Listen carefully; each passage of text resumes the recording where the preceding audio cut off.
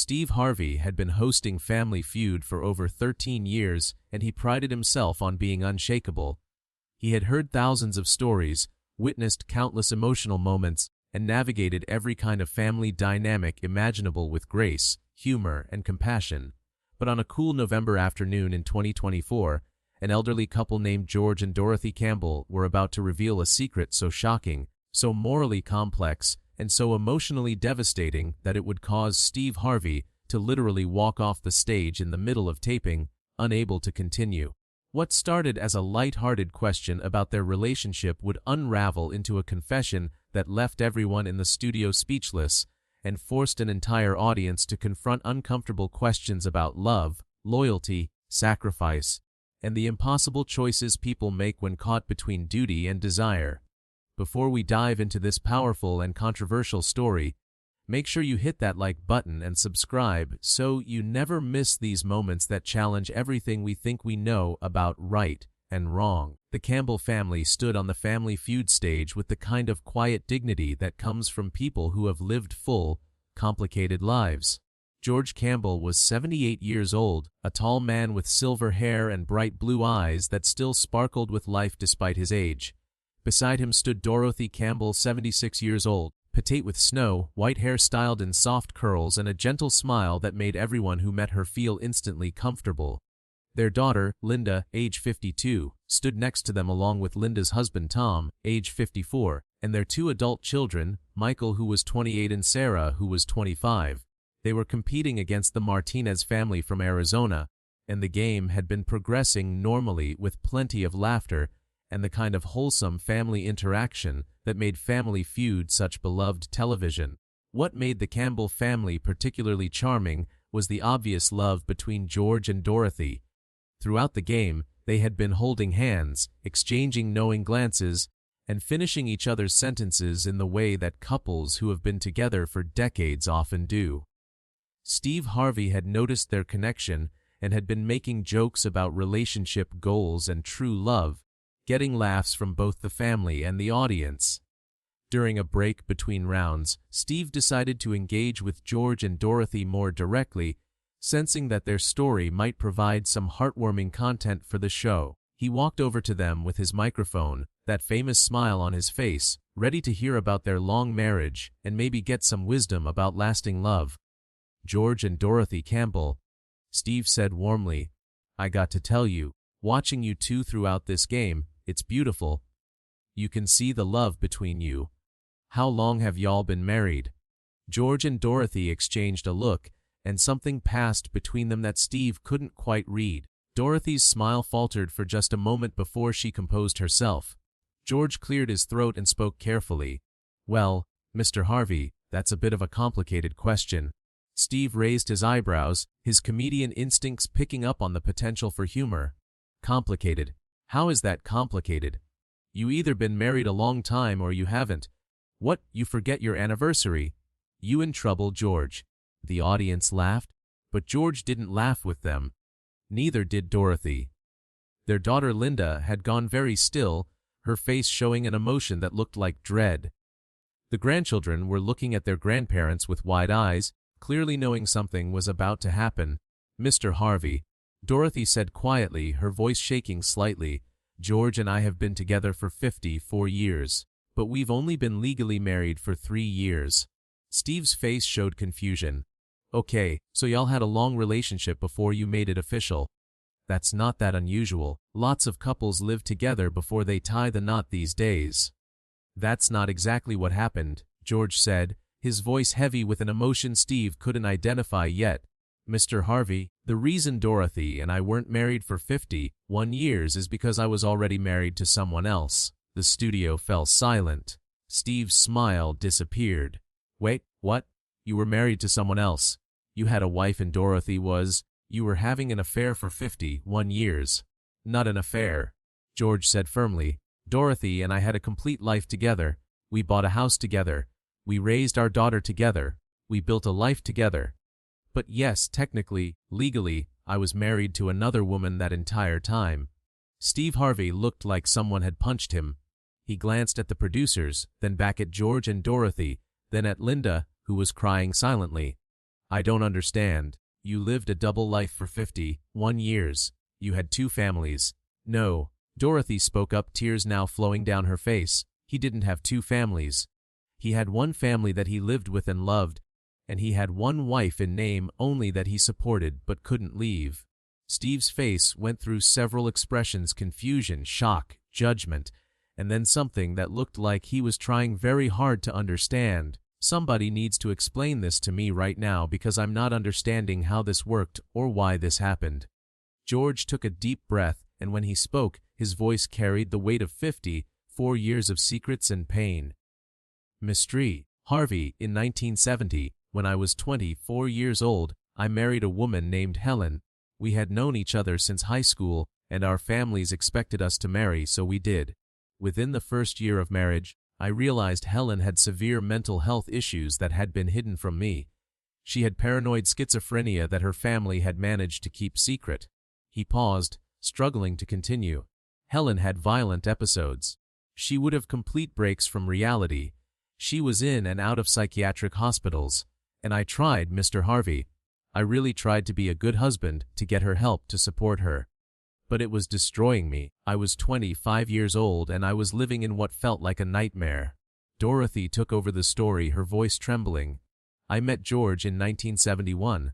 I was a nurse at the psychiatric facility where Helen was a patient. George would come to visit her, and I could see how much he was suffering, how hard he was trying to do the right thing for a woman who didn't even recognize him most of the time. We started talking during his visits. We became friends, and then we fell in love. Steve was listening intently, his face still showing shock, but also the beginning of something that might have been understanding or at least a willingness to hear them out. George continued. By 1972, Helen's condition had deteriorated to the point where she needed full-time institutional care. Her family couldn't afford it. I couldn't afford it. The only way she could get the care she needed was if I remained her legal husband, because my insurance would cover her treatment. If I divorced her, she would have been released to her family, who couldn't manage her care, or she would have ended up on the streets or in a state facility that was basically a warehouse for the mentally ill. He looked directly at Steve, his eyes pleading for understanding. I couldn't do that to her, Mr. Harvey. Helen's illness wasn't her fault. She was sick, she needed help, and the only way she could get that help was if I stayed married to her in name and kept my insurance coverage active. So I made a choice.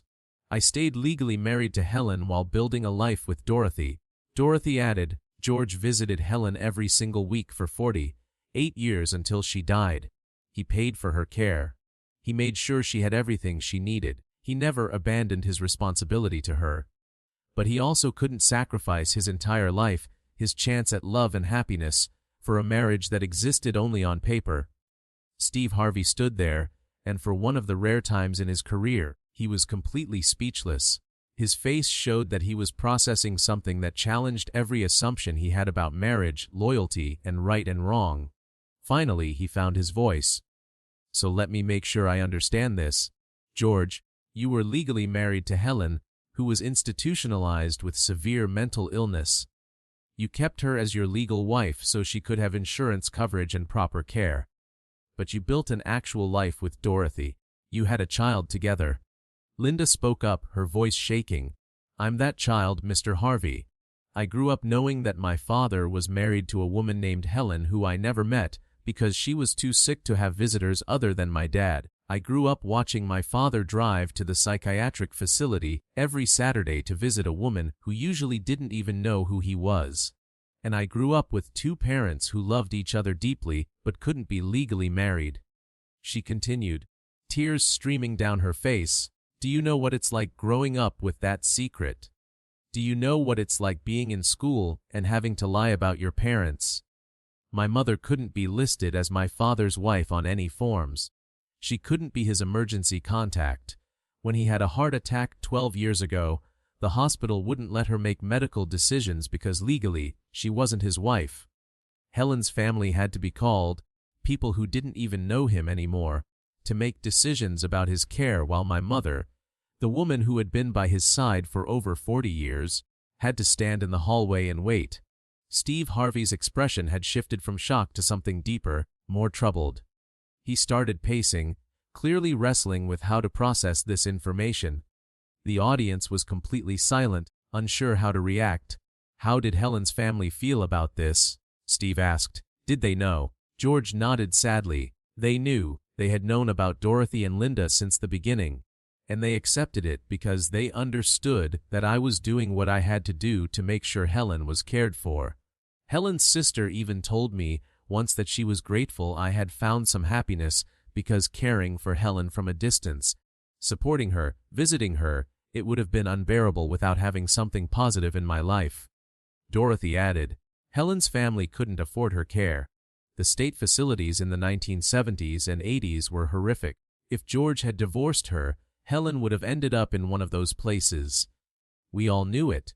So we made an arrangement that wasn't traditional, that wasn't what anyone would choose, but that allowed Helen to have dignity and proper care while George and I built a life together." Steve stopped pacing and turned to face them directly.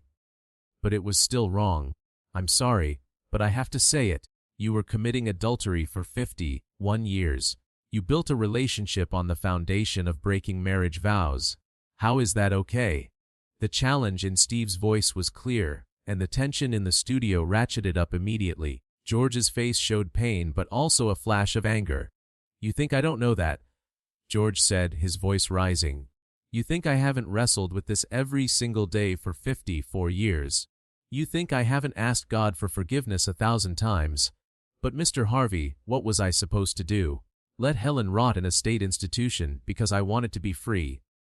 Abandon a sick woman who couldn't help her condition, or sacrifice any chance at love, at happiness, at having a family of my own, to maintain the appearance of a marriage that didn't really exist?" He continued, emotion pouring out. "I was 25 years old when I had to make this choice. 25! I had my whole life ahead of me, and I had to decide, do I do what's legally and religiously correct and divorce a mentally ill woman, knowing it would destroy her life, or do I do what's morally defensible and find a way to care for her, while also not giving up my own chance at happiness?" Dorothy spoke up, her voice firm despite her tears. "And what about me? I fell in love with a man who was in an impossible situation.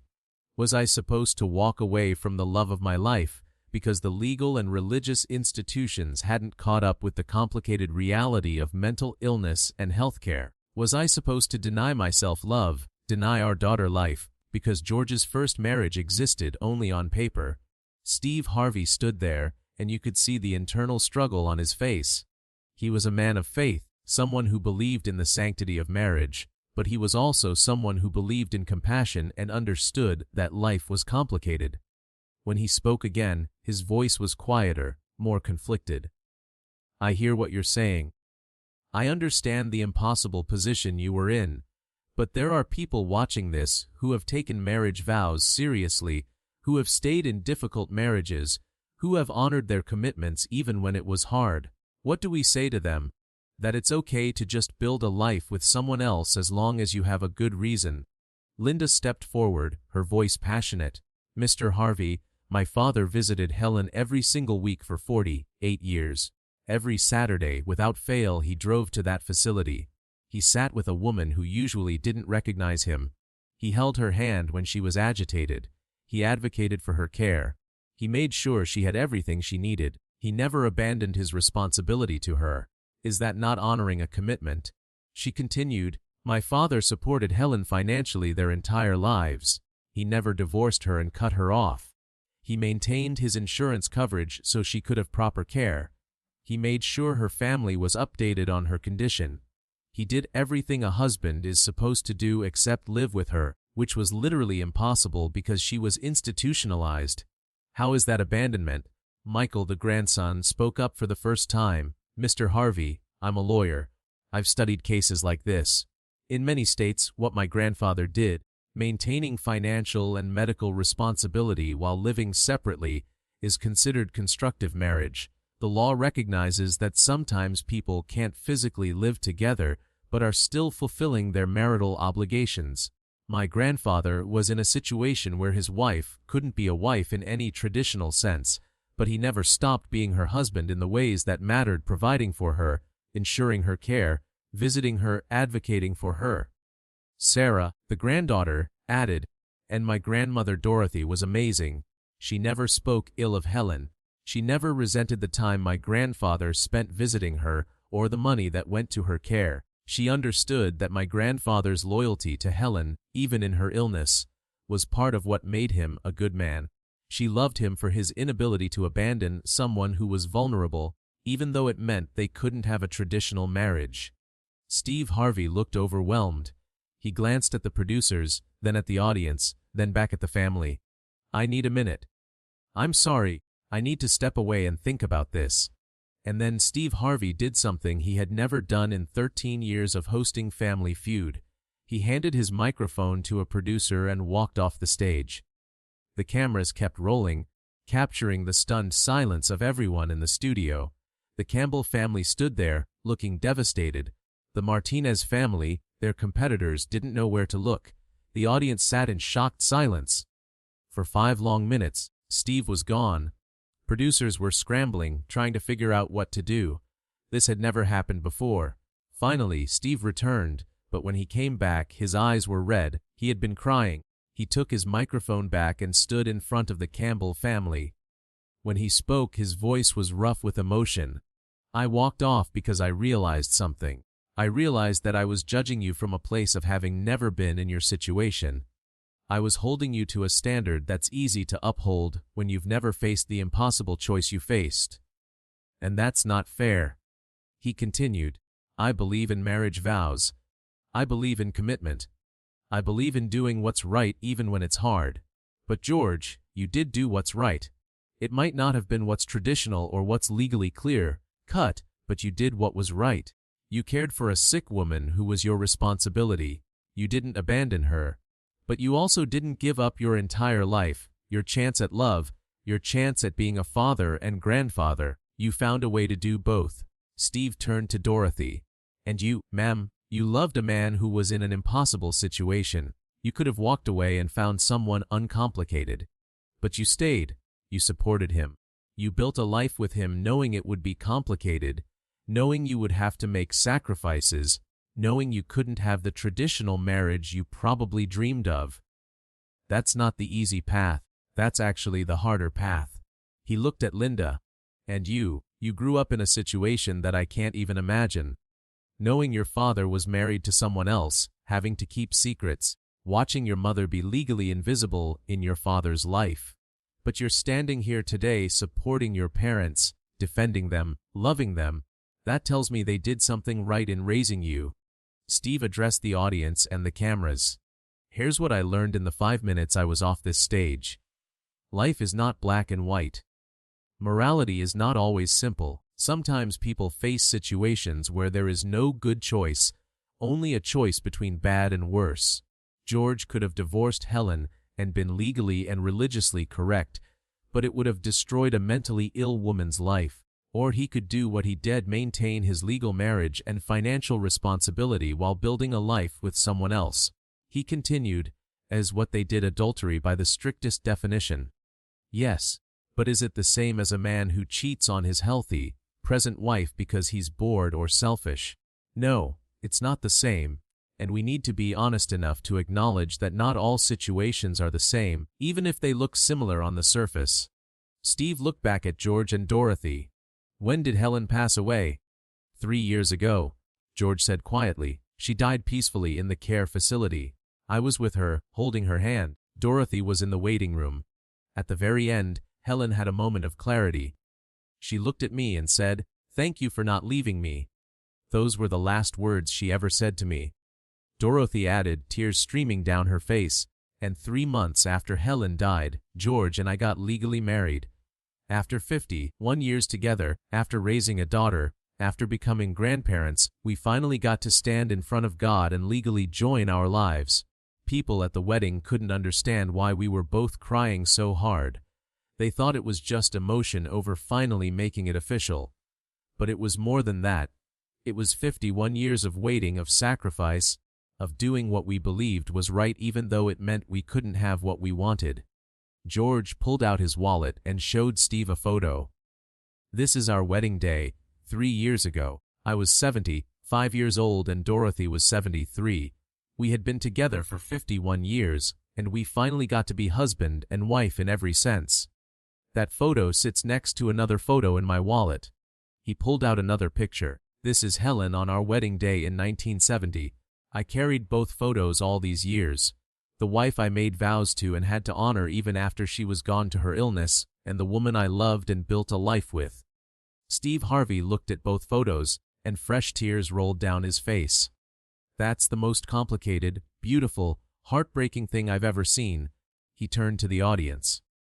"I don't know what the right answer is here. I don't know if what George and Dorothy did was right or wrong by religious standards or moral standards. What I know is that they faced an impossible situation, and they did the best they could. They cared for a vulnerable person, while also not giving up on love and family, and I think that counts for something." The audience, which had been silent throughout this entire exchange, began to applaud. It started slowly, tentatively, and then grew until the entire studio was on its feet. But it wasn't the typical celebratory applause. It was something more solemn, an acknowledgement of complexity, of the Campbell family's courage in sharing their story, and of the impossible choices people sometimes face. Steve made a decision. "The game is over. I don't care about the score. Both families are getting the prize money. What we just went through is more important than any game." He turned to the Martinez family. "I'm sorry y'all got caught up in this. This wasn't what you signed up for." The father of the Martinez family shook his head. "Don't apologize. What we just witnessed, the honesty, the vulnerability, the complexity of real life, that's more valuable than any game show could be." The Campbell family didn't have to share their story. They could have kept it vague, kept their secret, but they didn't. They told the truth, and it challenged all of us to think about what we would do in that situation. The show took an extended break. Producers and counselors were brought in to talk with the Campbell family, to make sure they were okay after such a revealing and emotional experience. Steve sat with them for over an hour, asking questions, listening to more details of their story, trying to fully understand the 54 years they had navigated. "Did you ever think about moving to a state where common law marriage was recognized?" Steve asked. Dorothy shook her head. "We looked into it, but George's insurance was through his job, and his job was in Pennsylvania. If we had moved, he might have lost coverage, and Helen would have lost her care. We were trapped by the system, by circumstances beyond our control." "Did you ever resent Helen?" Steve asked gently. "Did you ever wish she would just die so you could be free?" George's face showed pain. "I'd be lying if I said the thought never crossed my mind. In my worst moments, when I was exhausted from living this double life, when I couldn't take Dorothy out in public the way I wanted to because someone might recognize me, when I had to miss important moments with Linda because I couldn't be listed as her father on school forms. Yes, there were moments when I thought about how much easier life would be if Helen died." He continued, his voice breaking. "But then I would go visit her, and I would see this woman who had no control over her illness, who was trapped in a mind that didn't work right, and I would be ashamed of those thoughts. Helen didn't choose to be sick. She didn't choose to ruin her life and complicate mine. She was a victim of an illness that destroyed her, and I couldn't hate her for that." Dorothy added, "People ask me if I was jealous of Helen, if I resented her for being George's legal wife. The truth is, I felt sorry for her. She had an illness that stole her entire life. She never got to be a real wife to anyone. She never got to have children. She never got to build a life. She existed in institutions for 48 years, and then she died. How could I be jealous of that? If anything, I was grateful that George's loyalty to her proved what kind of man he was. It showed me that if I ever became sick or incapacitated, he would never abandon me either." Linda shared more about her experience growing up. "Kids would ask about my parents, and I learned to lie. I would say my parents were married. I would make up anniversary dates. When my school had father-daughter dances, my dad couldn't officially be listed as my father, so my mother would have to sign the permission slips. When I got married, my dad walked me down the aisle, but legally, He had no rights as my father because my parents weren't married when I was born. She continued, but you know what? Despite all of that, I had the best childhood. My parents loved each other and loved me. They were present and supportive. They taught me about compassion and sacrifice and doing the right thing even when it's complicated. Yes, I grew up with secrets, but I also grew up with love, and I'd rather have the complicated truth than a conventional lie. When the special episode finally aired 8 weeks later, the response was unlike anything Family Feud had ever experienced. The show was flooded with millions of messages, but they weren't all positive. The Campbell family's story had exposed a deep divide in how people viewed marriage, morality, and the gray areas of life. Some viewers praised the Campbells for their honesty and for making the best of an impossible situation. Many healthcare workers, particularly those who worked in mental health facilities, reached out to share similar stories of families torn apart by severe mental illness and the impossible choices they faced. Several organizations that advocated for mental health care reform used the story to illustrate how the healthcare system sometimes forced people into untenable situations. But there was also significant backlash. Religious groups criticized the Campbells for adultery and for normalizing infidelity on television. Marriage counselors debated whether George's arrangement set a dangerous precedent. Some viewers felt that Steve Harvey had been too accepting, that he should have been firmer in condemning what the Campbells had done. The controversy grew to the point where major news outlets picked up the story. Think pieces were written about the nature of marriage vows, the ethics of long-term affairs, and the question of whether love and loyalty could coexist with technically breaking the rules. Theologians, ethicists, lawyers, and ordinary people weighed in from every possible angle. Through it all, the Campbell family maintained their dignity and their truth. In an interview on Steve Harvey's talk show 6 months later, George addressed the criticism directly. "I understand why some people are angry," he said. "If you believe that marriage vows are absolute, that they must be honored regardless of circumstances, then what Dorothy and I did was wrong. I accept that judgment, but I would ask those critics, what would you have done? Not what should I have done in theory, but what would you actually have done if you were 25 years old, married to a woman with severe mental illness who needed institutional care that you could only provide by staying legally married, and you met someone you truly loved?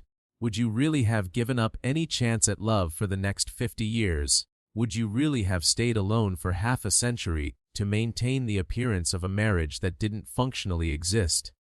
He continued, "I'm not saying everyone would make the choice I made.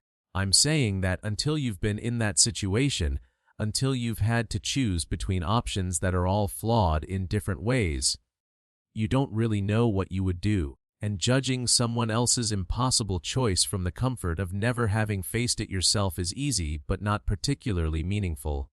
Dorothy added her perspective. "I've been called a home wrecker, an adulteress, and worse. I've been told I'm going to hell for building a relationship with a married man. And I accept that some people will see me that way. But I know the truth of what we lived. I know that George never abandoned Helen. I know that the love George and I shared didn't diminish the care he provided for her. And I know that our daughter Linda, our grandchildren, and the life we built together are evidence that good things can come from complicated situations." Steve Harvey also addressed the controversy in his own show. "Look, I'm not going to lie to y'all. When I first heard George and Dorothy's story, my immediate reaction was judgment. I thought, that's adultery, that's wrong, period. And I walked off that stage because I didn't know how to reconcile my beliefs about marriage with the reality of what they were telling me." He continued, "But after I calmed down and really listened, after I understood the full complexity of what they faced, I realized that life sometimes puts people in situations where there is no good answer. George could follow the letter of the law and divorce Helen, leaving her without care, or he could follow what he believed was the spirit of compassion and find a way to care for her while also not giving up his entire life. He chose the second option, and I can't say he was wrong." Steve concluded, "What the Campbell family taught me is that we need to be slower to judge and quicker to have compassion. We need to acknowledge that some people face situations we've never faced and make choices we've never had to make. And maybe, just maybe, we need to create a society where people like George don't have to choose between caring for a sick spouse and having any chance at personal happiness. Maybe we need better mental health care, better insurance systems, better support for families dealing with severe illness, because the real tragedy isn't what George and Dorothy did. The real tragedy is that our society put them in a position where they had to make that choice in the first place. 3 years after the episode aired, the Campbell family continued to live their truth. George and Dorothy, now legally married for 6 years after 51 years of waiting, were still deeply in love.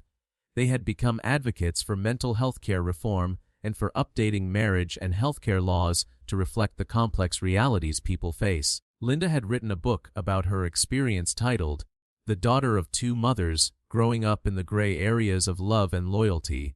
The book became a bestseller, particularly among people dealing with complicated family situations. She used her platform to advocate for children growing up in non-traditional families and to push for legal reforms that would protect the rights of all family members regardless of their formal legal status. The grandchildren, Michael and Sarah, had both been profoundly affected by their grandparents' story going public. Michael, the lawyer, had shifted his practice to focus on family law, particularly cases involving mental health, healthcare, and complex marital situations. Sarah had become a psychiatric social worker, inspired by her grandfather's dedication to Helen and wanting to help families navigate the challenges of severe mental illness. Perhaps most surprisingly, Helen's family reached out to the Campbells after the episode aired. Her sister, now in her 80s, gave an interview where she defended George and Dorothy's arrangement. "People who criticize George have no idea what it was like," Helen's sister said. "My sister was violent, delusional, and required intensive care. Our family couldn't provide it. George could have divorced her and walked away, and legally he would have been within his rights. But he didn't. He made sure Helen had the best care possible for 48 years. He visited her every week. He advocated for her when the facility staff wanted to reduce her care or use cheaper medications. He was more present in Helen's life than most husbands are for their healthy wives." She continued, "And Dorothy was part of that. She encouraged George to visit Helen. She never complained about the time or money that went to Helen's care. She understood that Helen was sick and needed help. I have nothing but respect for what George and Dorothy did. They took an impossible situation and found a way to honor all their obligations. That's not immoral. That's heroic." 10 years after that November afternoon when Steve Harvey walked off the stage, the Campbell family's story had become a touchstone in discussions about marriage, mental health, caregiving, and the complex ethical situations people face. Universities used it as a case study in ethics classes. Theologians debated it in sermons and religious education settings. Healthcare policy experts referenced it when arguing for reforms. But for George and Dorothy Campbell, now in their late 80s, the story was simply their life. They had loved each other for over 60 years at that point, 51 of those years in a relationship that society said was wrong, and 9 years in a legal marriage that society finally recognized. In an interview on their 60-year anniversary of meeting, a reporter asked Dorothy if she had any regrets. "Only one," she said quietly. "I regret that Helen had to suffer with such a terrible illness. I regret that she never got to have the life she deserved. I regret that mental illness stole everything from her. But do I regret loving George? Do I regret building a life with him? Do I regret our daughter and grandchildren? No. Those aren't things anyone should regret." George added his own perspective. "I wish I could have found a way to care for Helen while also being free to legally marry Dorothy. I wish our healthcare system and our legal system had made that possible. But they didn't. So I did what I thought was right, and I'd make the same choice again. I honored my responsibility to Helen, and I honored my love for Dorothy. Maybe that's not good enough for some people, but it's the best I could do with the situation I was in." So, before you click away from this powerful and controversial story, take a moment to hit that like button and subscribe to this channel, because stories like this matter, even when they make us uncomfortable. They force us to confront the reality that life is not always black and white, that people sometimes face choices where every option is flawed, and that judgment from a distance is always easier than compassion up close. George and Dorothy Campbell lived for 51 years in the gray areas of morality, making sacrifices and facing criticism to honor both duty and love. Their story challenges us to ask ourselves what we would do in their situation, whether our moral certainty would hold up against the complexity of real life, and whether we're brave enough to admit that sometimes there are no good answers, only people doing the best they can with impossible choices. Steve Harvey walked off that stage because he was confronted with something that challenged his beliefs, and to his credit, he came back willing to listen, to understand, and to show compassion for a situation he had never imagined. That's not weakness. That's growth, and maybe that's the real lesson here, that we all need to be willing to walk away from our certainty long enough to truly hear someone else's truth, even when that truth is uncomfortable, complicated, and doesn't fit neatly into our categories of right and wrong.